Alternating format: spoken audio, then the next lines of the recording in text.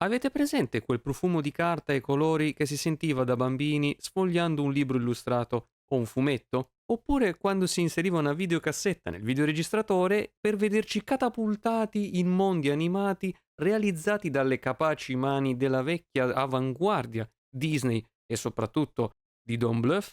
La demo del gioco di oggi riesce a fare questo e ben altro. Pillolini, miei cari pillolini, e benvenuti in questo nuovo video di Demonica, la rubrica domenicale, anche se in questo caso non lo è, dedicata alle demo dei videogiochi. L'episodio di oggi è dedicato a The Eternal Life of Goldman, un titolo sviluppato da We Happy Studio e pubblicato da THQ Nordic che mi ha fortemente stupito. Prendete il vostro bastone migliore, dunque, e tuffiamoci insieme in questa avvincente demo. Come sempre, però, dopo la sigla.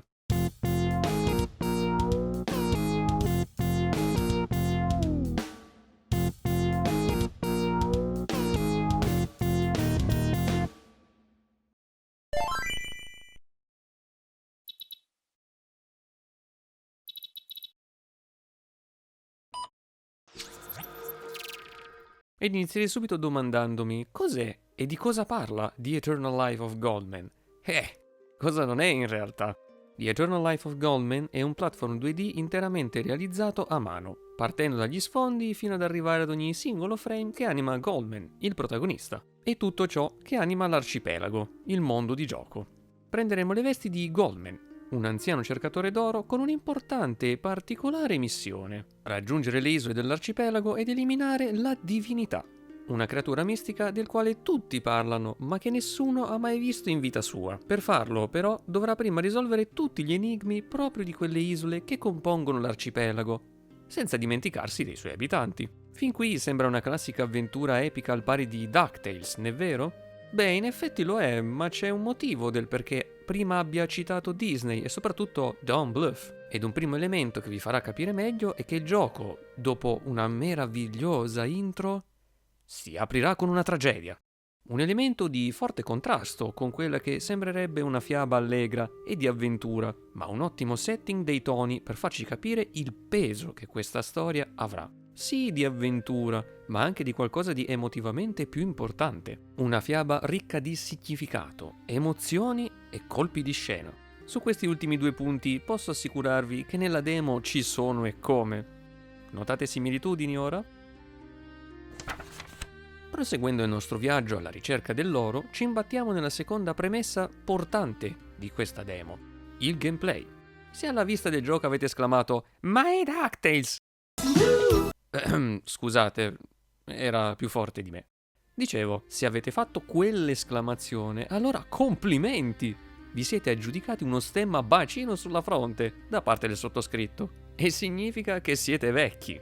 Battute a parte, sin dai primissimi trailer era ben chiara la fortissima ispirazione ai platform 2D, specialmente ai due capitoli dedicati alla fortunata serie dei paperi Disney.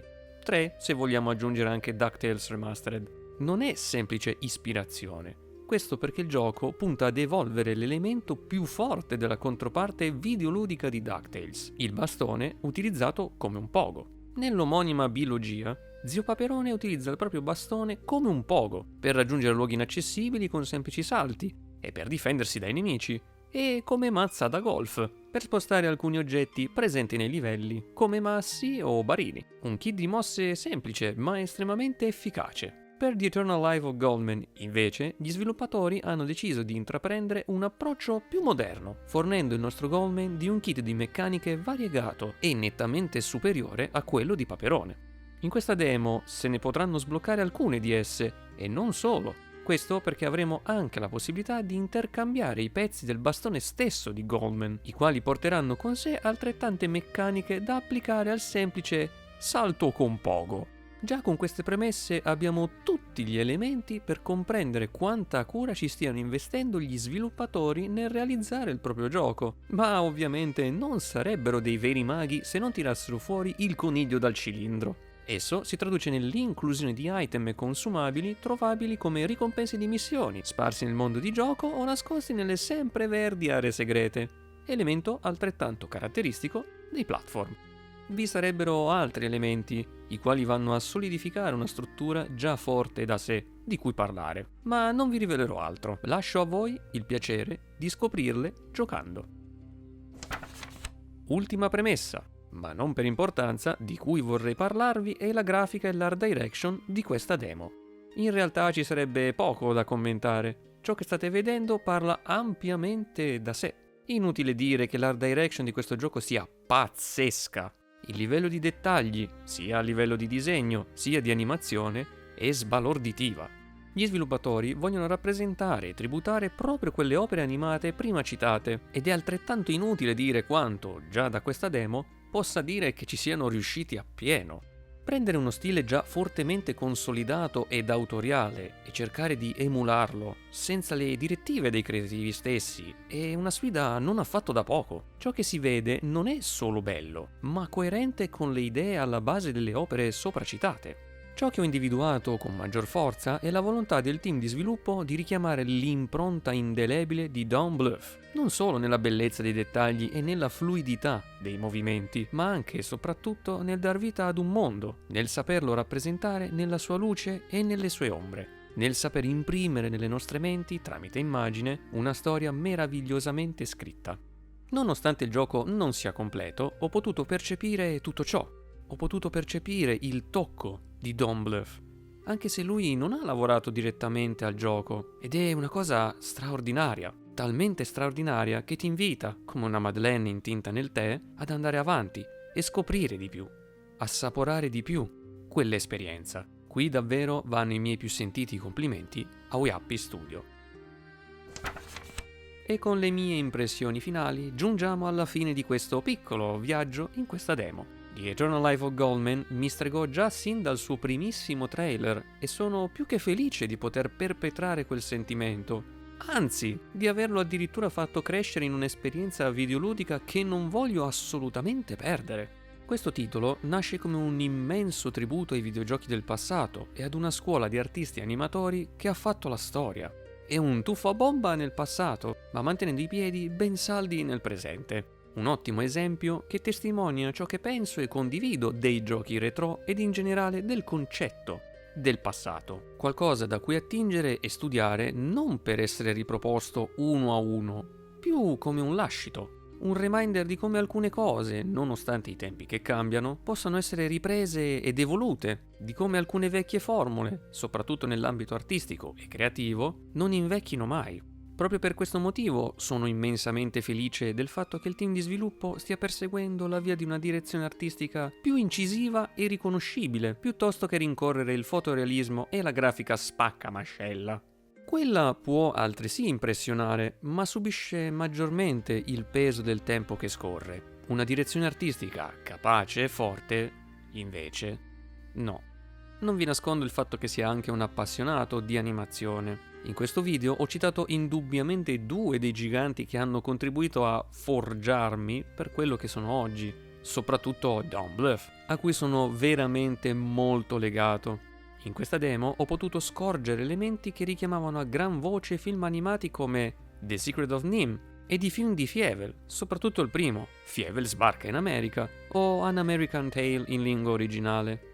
Non parlo solo dal punto di vista estetico, ma anche nella stesura della trama e di come sia gestita l'impronta più cupa in essa, tratto caratteristico proprio di Don't Bluff, tratto che serviva per veicolare al meglio degli importanti insegnamenti e messaggi, per dimostrare come sia costruita la vita, da eventi gioiosi e scanzonati, ma anche da altrettanti tristi e più complessi, di come essi siano fondamentali per noi, di come possiamo trarre insegnamento soprattutto dai secondi. Il mix di DuckTales, altra serie a cui sono legato, e di Don't Bluff è talmente forte da riuscire ad incollare il giocatore allo schermo, a riesumare quella infantile voglia di scoprire cosa c'è nel misterioso al di là. Sicuramente è qualcosa che colpisce più forte noi che li abbiamo vissuti, ma che non vuole essere elitario, abbracciando e lasciando qualcosa in tutti. Nonostante sia solo una demo, è incredibile come siano riusciti a mostrarci come tutti gli elementi siano così ben amalgamati tra loro. Una trama articolata e profonda, un gameplay nostalgico ma solido, impegnativo ma non punitivo, un art direction che funziona, colpisce e che riesce a tributare al meglio uno di quelli che reputo un maestro dell'animazione. Persino il sound design risulta essere fenomenale, con musiche meravigliose che accompagnano i vari momenti della demo.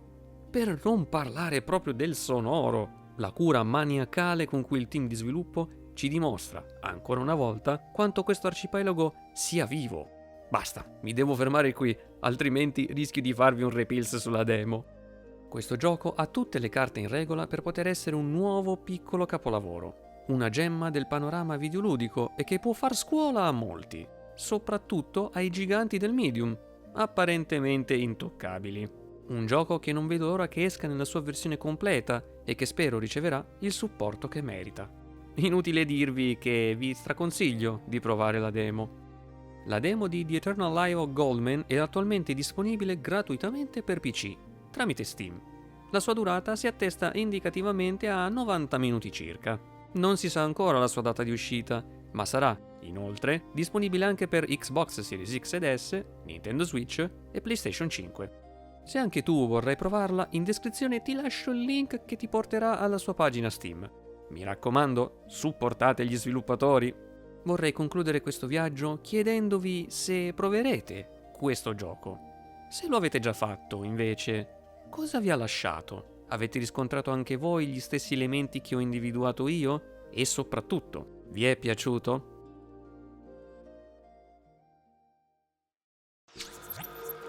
Ed eccoci arrivati al vero finale di questo video. Prima di salutarci però vorrei ricordarvi un paio di cosette. La prima ovviamente è di farmi sapere cosa ne pensate, come sempre qui sotto nella sezione commenti.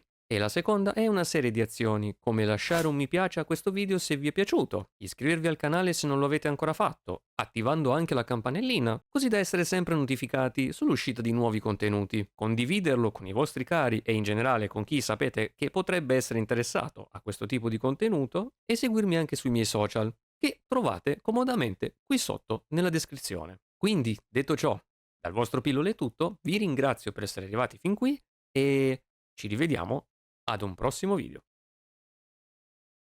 Pillola out.